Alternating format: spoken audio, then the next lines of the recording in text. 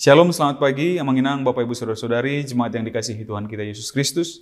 Kita kembali bertemu di Renungan Pagi HKBP Denpasar untuk edisi hari ini, Selasa 13 Mei 2025.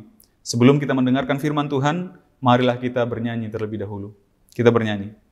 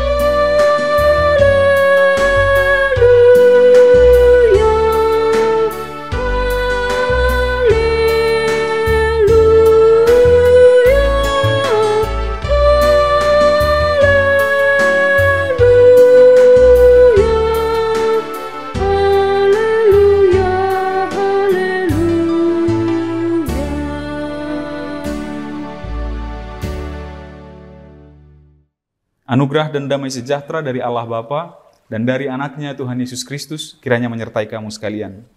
Amin. Amanginang firman Tuhan untuk kita pada pagi hari ini tertulis dalam kitab Mazmur atau Psalmen pasal 115 ayatnya yang ke-14. Saya akan bacakan. Kiranya Tuhan memberi pertambahan kepada kamu dan kepada anak-anakmu. Di dalam bahasa Batak dikatakan, Say abbaan ni Jehovah do Tuhamu dohot tu pinoparmuna. Amanginang Bapak Ibu Saudara-saudari, salah satu atau mungkin sampai saat ini dari agama-agama besar yang tidak memiliki sosok gambaran tentang supreme being-nya, Tuhannya yang paling puncak di antara agama-agama adalah agama Kristen yang sebenarnya juga mengikuti tradisi agama Yahudi. Kalaupun sering kita lihat gambarannya mungkin 7 kaki dian atau simbol bintang Daud, atau kalau tidak salah namanya pentagram, heksagram, begitu. Ini yang menyimbolkan, itu hanya sekedar simbol saja, penyimbolan baik itu karena angka-angka ataupun karena tradisi-tradisi yang lain. Namun kalau secara sosok, dia tidak digambarkan sebagaimana kebiasaan-kebiasaan atau tradisi-tradisi ilah-ilah lain yang ada di sekitaran bangsa Israel pada zaman Perjanjian Lama. Katakan ada yang menggambarkan ilah mereka, sesembahan mereka, supreme being-nya mereka dengan satu mata. Ada yang menggambarkan sesembahan mereka dengan hewan, dengan simbol hewan. Ada yang membuat sesembahan mereka itu sebagai gambaran setengah manusia, tapi kepalanya kepala hewan. Ada yang menggambarkan dengan benda-benda langit, bintang, bulan, matahari, dan yang lain-lain. Yahudi dan Kristen ketika memperkenalkan Elohim atau Adonai atau Yahweh, Jehovah, kita katakan, tidak memakai gambaran-gambaran tertentu, hanya simbol, kemungkinan simbol-simbol tadi itu pun adalah simbol dari kehadirannya, 7 kaki dian dan bintang Daud tadi. Kenapa demikian? Karena memang kita menganggap sebegitu sucinya Allah itu, dia tidak bisa digambarkan dengan apapun, termasuk itu dengan mengikuti perintah dalam titah pertama dan titah kedua, begitu. Agar tidak ada gambaran atau patung yang menyerupai, atau yang menyatarai, atau yang menggantikan keberadaan Tuhan kita Allah, Tuhan kita Jehovah. Gitu. Tidak boleh ada gambaran itu. Tidak seperti ilah-ilah lain yang dia terlihat secara gambaran punya tangan, katanya di ayat-ayat sebelumnya, tetapi tidak bisa meraba, punya kaki gambarannya tetapi tidak bisa berjalan, punya hidung tetapi tidak bisa mencium, membaui, punya tidak dapat bersuara dengan kerongkongannya, tetapi ada gambarannya seperti itu. Allah kita tidak seperti itu. Dia adalah Allah yang ada dan nyata, dan bahkan dia adalah yang membuat ada.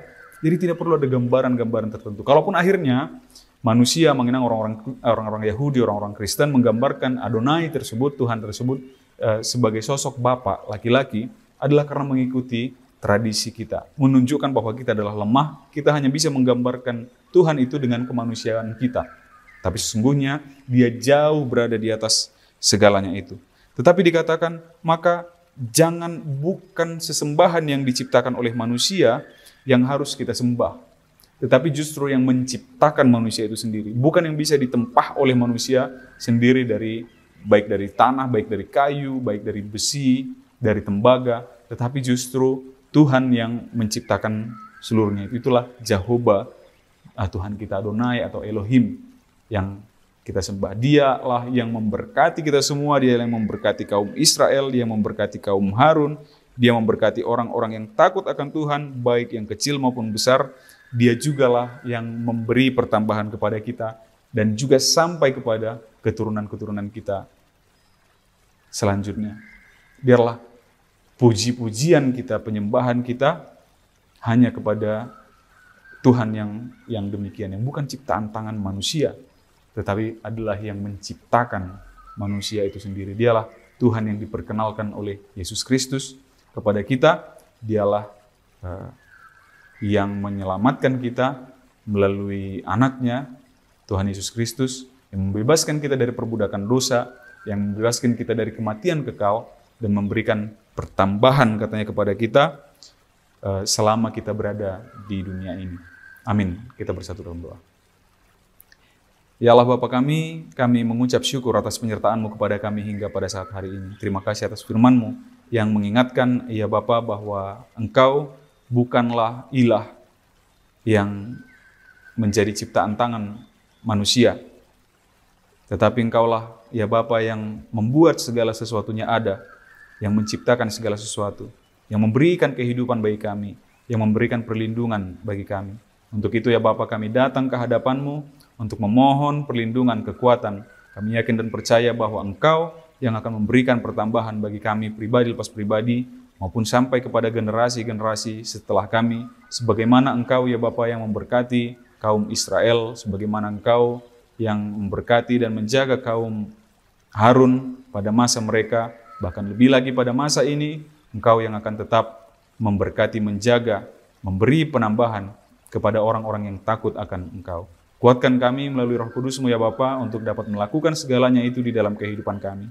Kami sampaikan segala aktivitas pekerjaan, perjalanan, dan rencana kami sepanjang hari ini hanya ke dalam tangan pengasihan-Mu. Biarlah itu semua dapat berjalan dalam sukacita dan damai sejahtera. Terpujilah Engkau ya Bapa, di dalam nama anak-Mu Yesus Kristus kami berdoa dan mengucap syukur. Amin.